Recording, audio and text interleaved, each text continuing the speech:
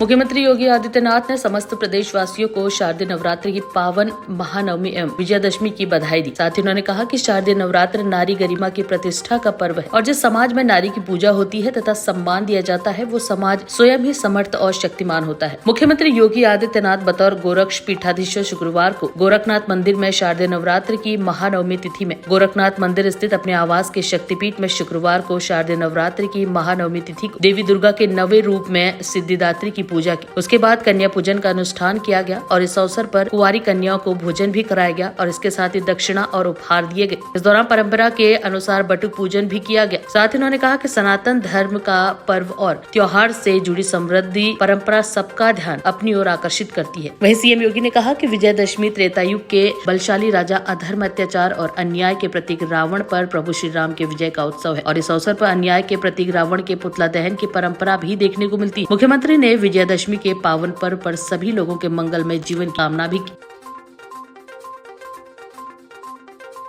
शारदीय नवरात्रि का यह नवमी तिथि जगतजननी मां भगवती के सिद्धिदात्री रूप में सभी प्रकार की मनोकामनाओं को पूर्ण करने के रूप में मनाया जाता है। नवमी के इस पावन पर्व के साथ आज पूरे देश और दुनिया में जहां कहीं भी सनातन धर्मावलंबी निवास कर रहा है वे सब जुड़े हुए हैं। इस अवसर पर जगतजननी मां भगवती दुर्गा के 9 स्वरूपों के प्रतीक स्वरूप कुंवारी कन्याओं के पूजन की एक पवित्र परंपरा भी है और गोरक्षपीठ की इस पवित्र परंपरा के अनुरूप इस कार्यक्रम के साथ इस बार भी मुझे जुड़ने का अवसर प्राप्त हुआ है। इन 9 स्वरूप कुमारी कन्याओं के पूजन का कार्यक्रम अभी यहाँ पर संपन्न हुआ है। मुझे प्रसन्नता है कि जो सनातन धर्म की यह समृद्ध परंपरा है यह पूरे हर्षोल्लास के साथ, पूरे उमंग के साथ पूरे देश के अंदर इस परंपरा के साथ लोग जुड़ रहे हैं। शक्ति आराधना के प्रतीक आधी आबादी के प्रति सम्मान का भाव रख रहे हैं। भारतीय समाज वैसे भी प्राचीन काल से ही इस बात को मानता रहा है कि जहां नारी की पूजा होती है, उसका सम्मान होता है, वह समाज स्वयं ही समर्थ और शक्तिमान होता है। स्वाभाविक रूप से यही मान्यता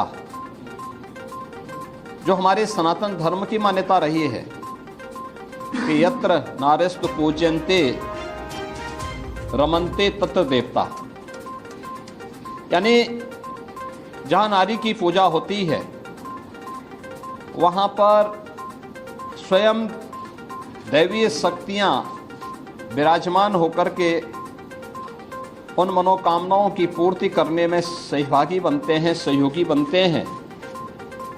और ये हम सब के लिए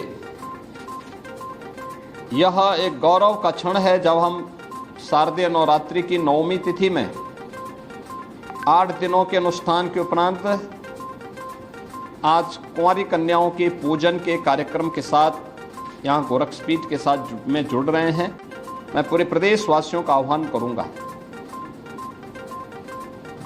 कि हमारी सनातन धर्म की परंपरा कितनी पवित्र और कितनी उदात्त रही है कि उसने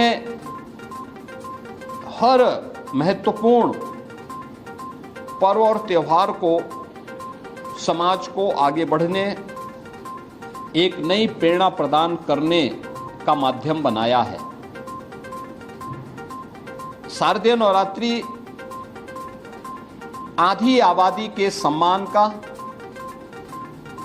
उनकी सुरक्षा का, उनके स्वावलंबन का भी एक नई प्रेरणा हमें प्रदान कर रहा है।